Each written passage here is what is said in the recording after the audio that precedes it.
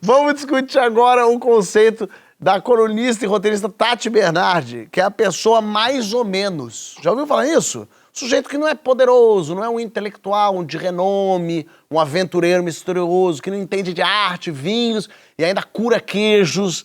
É aquela pessoa que tem um monte de defeito, mas que vai te fazer ter uma vida gostosinha, né? Essa pessoa que a gente devia buscar, será, na vida? Tá tudo bem a gente ser uma pessoa, mais ou menos? Ou mirar no mediano é se acomodar, se contentar com o que é meia boca ali? Responde aí você também na hashtag Papo de Segunda GNT. Ô, Brown, aceitar o mais ou menos é sabedoria ou comodismo, hein?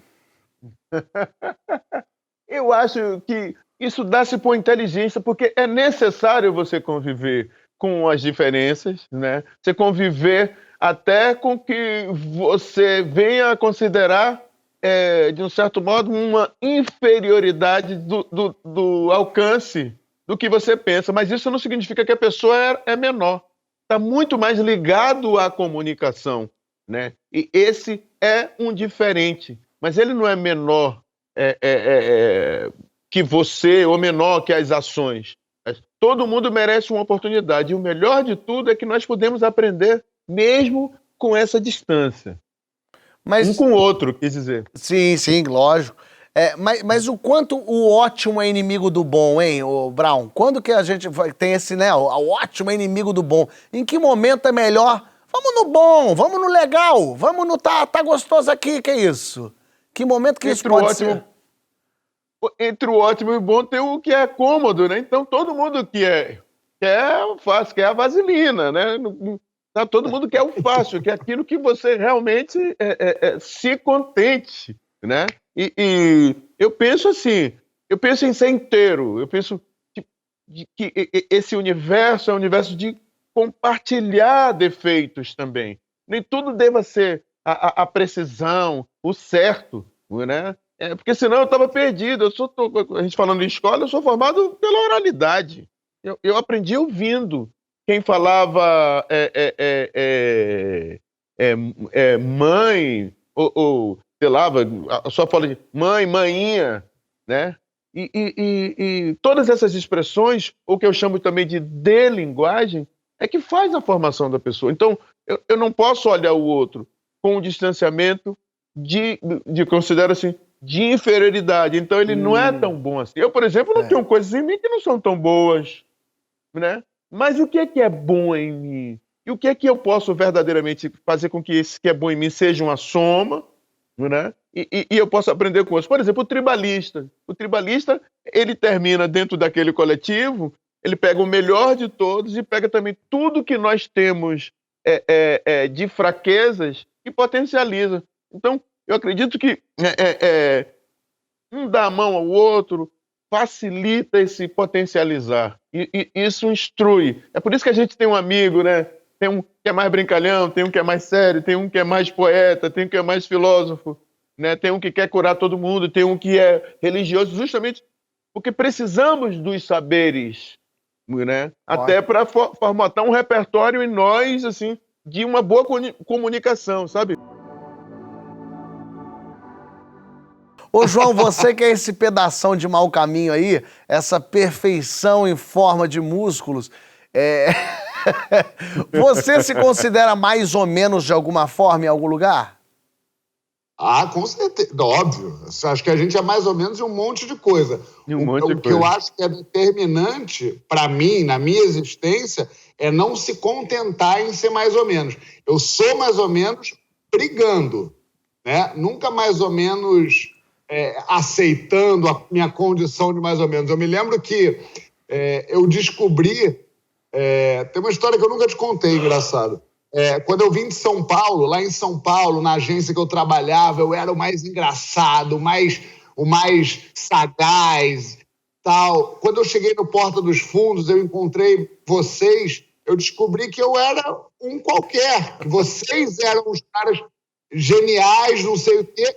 E ali naquela minha condição de comparativa ao que eu olhava, eu nunca tinha escrito textos de comédia, nunca tinha atuado, eu era ninguém, me sentia... O sentimento era horrível quando eu me juntei com você. por eu sentir que eu era abaixo. E aí eu fui brigando para tentar me equiparar aquilo. Isso me fez mudar minha vida. Esse sentimento de, não sou tão bom quanto eles. Eu preciso brigar para chegar até ali. Então, assim, ali, por exemplo, foi um momento que eu me senti mais ou menos, eu fui brigando até virar esse gênio que hoje em dia eu tô. Tem muitos filósofos antigos que pensaram ideais de felicidade que passavam longe da intensidade, né? O ideal tinha a ver com a ausência de perturbações, digamos assim.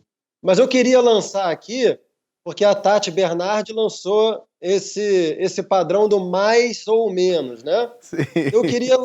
Eu queria lançar outra ideia, que é a ideia do mais e menos. Opa, como é que é isso?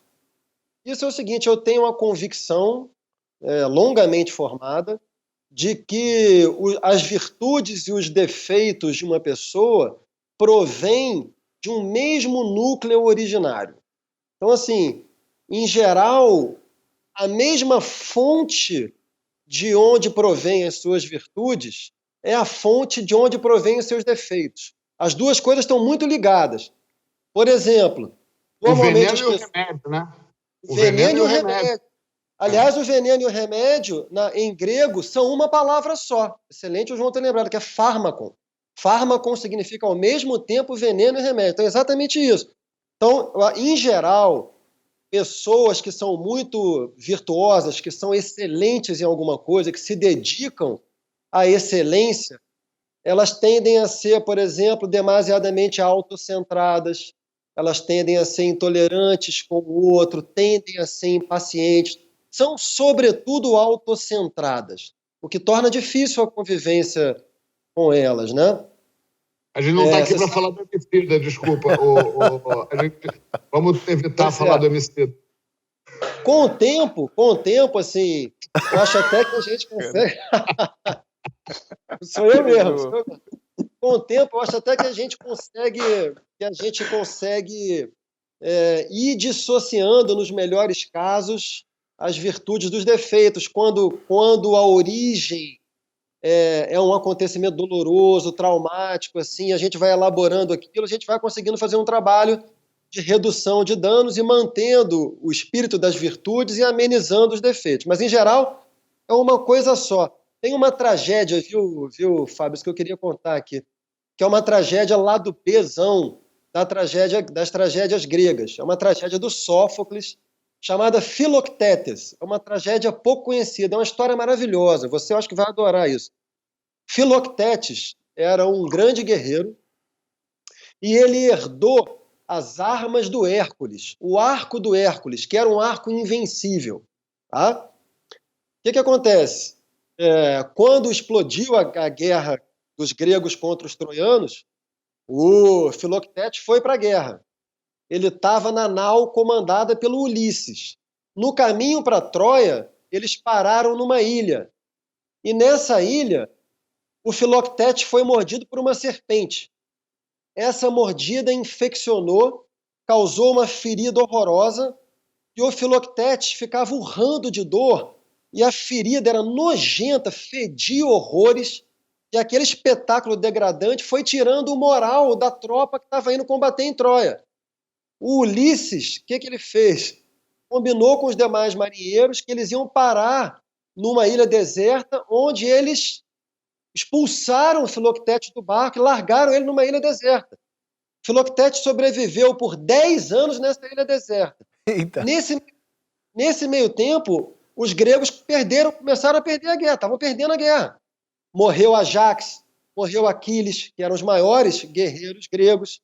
E aí os gregos conseguem raptar um grande adivinho troiano, uma espécie de oráculo troiano, e sob tortura conseguem arrancar dele que a única maneira dos gregos vencerem a guerra era recuperando as armas de Hércules. Então Ulisses manda Neoptolemo, que era um jovem de 18 anos, sei lá, que era filho do Aquiles, para tentar convencer o Filoctetes a dar suas armas. O estratagema ou roubar as armas, o estratagema não funciona e acaba que os gregos têm que aceitar Filoctetes de volta. com as suas feridas nojentas. Mas 10 anos depois ele ainda tá ferido, nojento? 10 anos depois ele tá mais nojento do que nunca. Ele tá tipo o náufrago do Tom Hanks. Mais fedido, mais pustulento, mas com um arco invencível. Que ele passou 10 anos matando bicho com esse arco. Sobrevivendo com ele. Então, os gregos aceitam ele de volta. Filoctetes volta para Troia, vence, é o grande protagonista da vitória dos gregos. Moral da história: não existe o arco invencível sem a ferida horrenda. Olha que bonito isso.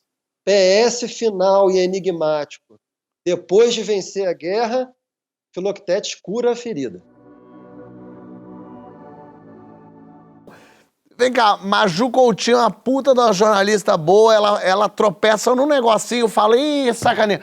O preto não pode se dar o luxo de ser mais ou menos não, né, Emicida? Ele tem que ser perfeito 20 vezes mais, é isso? Isso aí é uma coisa que a nossa mãe fala pra nós desde que a gente é pequeno. Isso tem muito fundamento, principalmente quando você pega um exemplo que nem esse aí. Aliás, um abração pra Maju. Maravilhosa. Faz muito sentido o que você tá colocando, sim. Mas sabe que eu prefiro a pessoa que ela é menos, Fábio, do que a pessoa que é mais ou menos? Como é que é isso?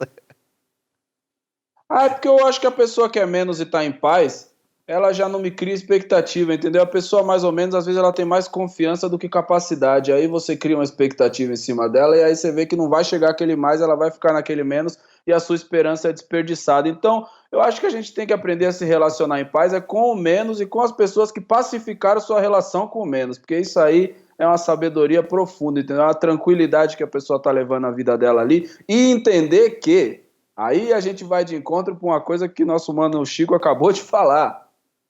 Todo mundo, em algum ponto de vista, é menos, sacou? Total. E aí é que mora o Principalmente os que são mais. Puta que pariu, é tudo esburacado, é tudo descompensado. Eu imagino, eu penso isso mesmo. O cerne é o mesmo e parece uma balança. Então, quando tem muita coisa ali, mano, tem algum outro ponto que tá desassistido, sacou, meu parceiro? Então, meu mano, é bom tomar cuidado.